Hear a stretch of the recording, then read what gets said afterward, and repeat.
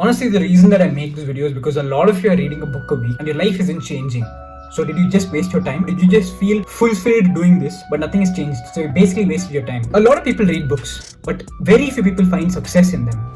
I read a book a week and my life changes every single week. It's going to be a short video where I tell you exactly what to do to actually retain the information that you get in a book and actually change your life. Number one, I want you to read the small books first if you're starting out. Accrue the small wins, read very small books and make sure that it aligns with wherever you're planning to go. I'm not talking about fiction or your favorite Marvel comic, none of that. I'm talking about the books that actually change your life. Self-development, business, learning about a certain skill.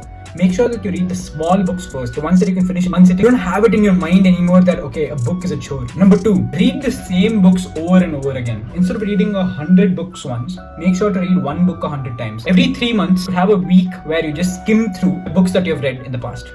Every 3 months. That's what I do. You tend to retain and see things that you didn't see before when you read it for the first time. Don't take my word for it, just try it once. Read the same book that you read over and over again. Genuinely life-changing. Number three, the most important point is read books that actually apply to your life. You need to know why the book is important. I started reading this book, the book on philosophy. Quickly, I realized that none of this shit matters to my life, so I don't really find the interest in it anymore. So I just stopped midway so that I can focus my attention onto something more important. What's the point of reading a book when you've sat down, spent all this energy for something that doesn't apply to your life? What's the point? Number four, after reading every single chapter, you want to write down action points. For example, if you're reading a book on body language, write down one thing that you need to change this week. This way, you'll be actually making progress and have it in the back of your head, obviously. Number five, you have a page limit to read every single day. I personally do between 30 and 35 pages because I like finishing a book a week. Mostly within 7 days, you'll be finishing 200 pages, so it works wonders. So 30 pages is mine. Have a page limit to read every single day. You need to do it till it becomes a habit. A lot of people think that reading books is a waste of time, but you'd be an idiot if you skip reading books, because what you typically make mistakes and understand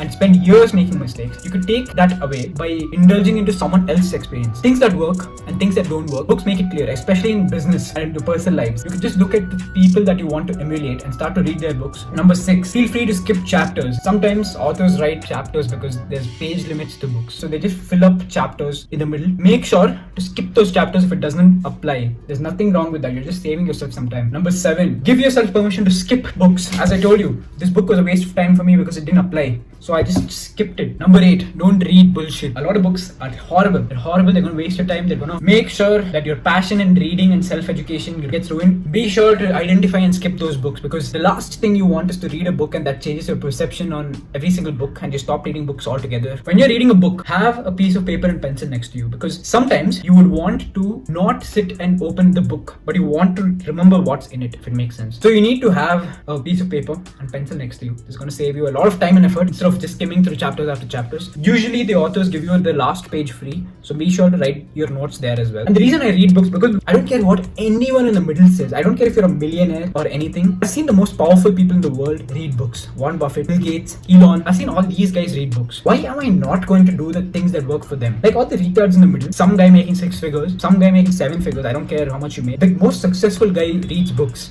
so I'm going to do that. The most successful investor reads books, so I'm going to do that. People that are shitting on books, there's one main reason why I read books. Energy transfer. Ever since I've started reading a book a week, my life's improved significantly, and I don't even spend that much time, like 45 minutes a day max. So it works for me. And if you want to read books and not feel like a piece of shit that didn't change life, these are the tips that you need to follow, and trust me, it works. Like, comment, subscribe, and while you're commenting, give me your best book, a book recommendation for all our boys to start reading them. Make a lot of money.